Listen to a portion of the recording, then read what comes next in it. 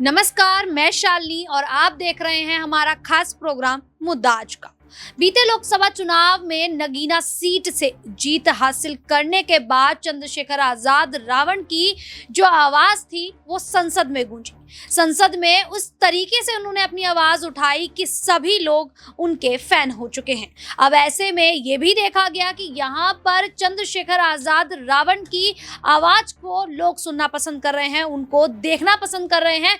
साथ ही साथ पीएम नरेंद्र मोदी की जो लोकप्रियता थी वो खत्म हो चुकी है।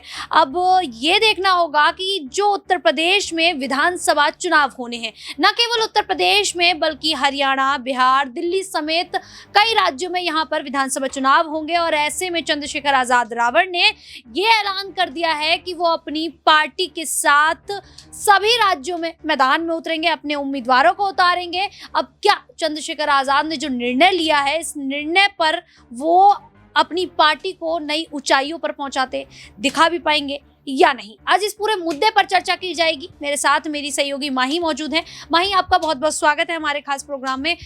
माही, जिस प्रकार से देखा गया कि चंद्रशेखर आजाद रावण जो शायद कुछ ही महीनों से यहाँ पर कह सकते हैं कि चर्चाओं में आए हैं, लोग शायद जानते भी नहीं थे इससे पहले उन्हें, लेकिन अब जब वो संसद में पहुंचे, दलितों की आवाज बनकर खड़े हुए, यहाँ पर न केवल दलितों की बल्कि मुसलमानों की भी आवाज उठाते हुए यहाँ पर दिखाई दे रहे हैं। अब जिस प्रकार से यहाँ मायावती ने ये निर्णय ले लिया कि वो हरियाणा के उपचुनाव में, विधानसभा चुनाव में मैदान में उतरेंगी, गठबंधन के लिए तैयार हो चुकी हैं, क्या ऐसे में चंद्रशेखर आजाद रावण किसी के साथ गठबंधन करेंगे भी, या एकला चलो की जो रणनीति थी मायावती की, उसी पर वो भी कदम बढ़ाते दिखाई देंगे और यहाँ से क्या जीत हासिल कर पाएंगे अकेले अपने दम पर? जी बिल्कुल, देखिए शालिनी, जिस तरीके से मायावती ने अपने राजनीतिक कैरियर की शुरुआत की थी नगीना से, वही चंद्रशेखर आजाद भी करते हुए नजर आए। और अब उन्होंने 403 सीटों पर कहीं ना कहीं चुनाव लड़ने का ऐलान कर दिया है, जिसमें उन्होंने कहा है कि वो किसी के साथ गठबंधन में नहीं जाएंगे। लेकिन अभी अगर देखा जाए तो 2027 में विधानसभा चुनाव होने वाले हैं, तब तक हो सकता है कि समय ज़्यादा है। और ऐसे में चंद्रशेखर आजाद को अगर मजबूती देनी होगी अपनी पार्टी में, तो जाहिर तौर पर अभी उनकी पार्टी का इनिशियल स्टेज है, तो उसमें वो चाहेंगे कि किसी पार्टी के साथ जाएं जिससे उनको मजबूती मिलते हुए नजर आए। तो ऐसे में अभी कुछ कहा नहीं जा सकता कि चंद्रशेखर आजाद किसी के साथ गठबंधन करेंगे नहीं। लेकिन हालांकि इस बार के उपचुनाव की अगर बात किया जाए तो उसमें चंद्रशेखर आजाद किसी के साथ गठबंधन करने की मूड में नहीं दिखाई दे रहे हैं। ऐसे में करहल और बिजनौर सीट पर उन्होंने पूरी तरीके से इच्छा जाहिर की है कि वो इस सीट पर ज्यादा फोकस करेंगे। और हालांकि उन्होंने 10 उपचुनाव की सीटों पर कहीं ना कहीं चुनाव लड़ने का मन बनाया है, जिसमें से मीरापुर सीट की बात करें तो अपनी पत्नी वंदना कुमारी को उतारना चाहते हैं। वहीं आपने जिक्र किया हरियाणा की तरफ, तो हो सकता है कि हरियाणा की तरफ क्या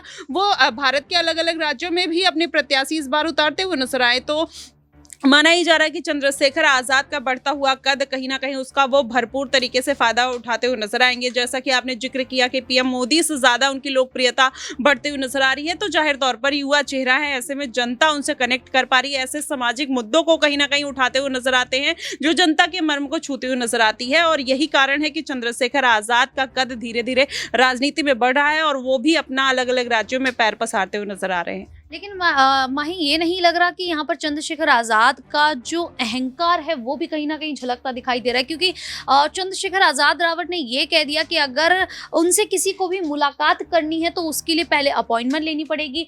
यहाँ पर उनके खुद के नेता भी अगर उनसे मुलाकात करना चाहेंगे तो उनको भी अपॉइंटमेंट लेनी होगी, उसके बाद ही वो चंद्रशेखर आजाद से मुलाकात कर पाएंगे। तो ऐसे में जो उनका अहंकार है वो सामने आ रहा है। अब ये अहंकार ही आने वाले समय में उनकी हार का कारण बनता दिखाई दे सकता है।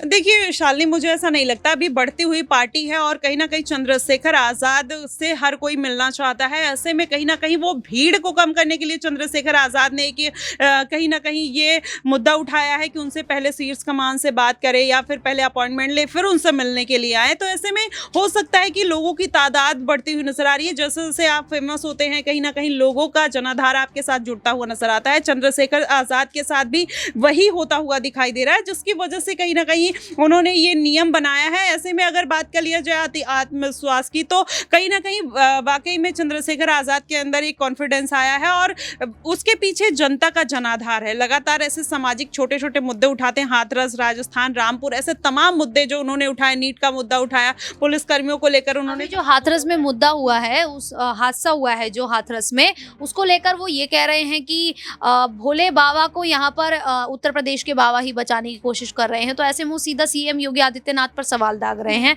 और उन पर ही कहीं ना कहीं ये कहते दिखाई दे रहे हैं कि शायद सीएम योगी आदित्यनाथ की जो सरकार है उत्तर प्रदेश में, उसके कारण ही यहाँ पर हाथरस में जो हादसा हुआ है उसकी साजिश रची गई है। इस तरीके के जो कयास हैं वो लगाए जा रहे हैं और चंद्रशेखर आजाद की ओर से इस तरीके के बयान भी दिए जा रहे हैं। जी देखिए, बयान तो कुछ भी कोई दे सकता है, लेकिन चंद्रशेखर आजाद ने जो बात कही, उन्होंने बात ये कही थी कि अगर यहाँ पर कोई वीआईपी पर्सन आता तो हो सकता है उसके लिए हजारों पुलिस और प्रशासन की व्यवस्था हो जाती, लेकिन यहाँ पर जितने दलित और समाज के दबे कुचले लोग थे वहाँ पर वो सत्संग में गए थे, इसलिए उनके ऊपर कोई ध्यान नहीं दिया जा रहा है। तो कहीं ना कहीं आप देखेंगे कि वो दलितों को साधने का पूरा प्रयास कर रहे हैं, चाहे वो कोई भी मुद्दा हो। चाहे हाथरस में इसके पहले भी जो लड़की को जलाने का मुद्दा सामने आया था, जिसमें उसके परिवार को लेकर रेप का मुद्दा था, तो कहीं ना कहीं चंद्रशेखर आजाद ने भी उसके लिए आवाज उठाई थी। तब भी वो दलित वोट बैंक उनके साथ खड़ा होता हुआ दिखाई दिया।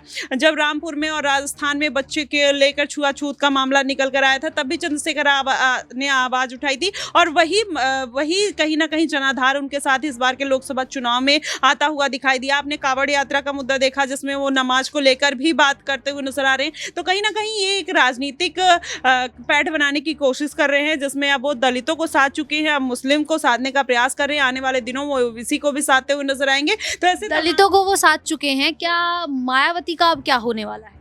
देखिए, मायावती का अभी तो फिर से वो अपनी पार्टी को खड़ा करने की कोशिश कर रही हैं, जिसमें हरियाणा में उन्होंने एक तरीके का गठबंधन करने का जो फैसला लिया है, वाकई में उनके लिए थोड़ा फायदेमंद होगा। अगर वो इंडिया गठबंधन में जाती हैं तो जाहिर तौर पर इसका जो फायदा है उनको देखने को मिल सकता है। लेकिन ऐसे में अगर पूरा मामला देखा जाए तो मायावती कहीं ना कहीं अब अपने राजनीति के अंतिम पड़ाव पर हैं। ऐसे में आकाश आनंद अगर इस बात को समझ लेते हैं और वो उसी तरीके से ग्रास रूट पे काम करते हुए दिखाई देते हैं, तो जाहिर तौर पर अगर पूरा फायदा जो है वो मायावती को मिलता हुआ दिखाई देगा।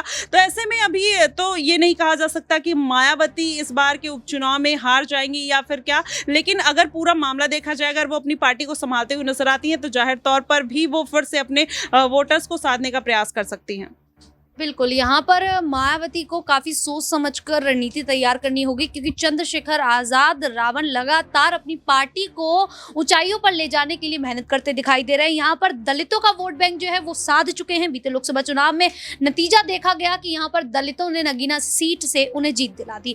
अब ऐसे में उत्तर प्रदेश में जो उपचुनाव होने हैं और उसके बाद जो विधानसभा चुनाव होने हैं, उसमें मायावती को काफी फूक फूक कर कदम रखने पड़ेंगे, क्योंकि चंद्रशेखर आजाद रावण केवल दलित समुदायों पर ही नहीं, यहाँ पर पिछड़ा अगर हम कहें तो मुसलमानों को भी साधने का प्रयास कर रहे हैं। और ऐसे में ये कहा जा सकता है कि मायावती, जो अब इस बार बीते लोकसभा चुनाव में देखा गया कि केवल 9% वोट पर ही सिमटती हुई दिखाई दी, कि आने वाले समय में इससे भी बुरे नतीजे उन्हें देखने को मिल सकते हैं। इस पूरे मुद्दे को लेकर आप लोगों की क्या राय है, क्या मानना है, हमें कमेंट करके जरूर बताइएगा। इसी प्रकार की देश दुनिया से जुड़ी खबरों के लिए देखते रहिए नेक्स्ट 9 न्यूज।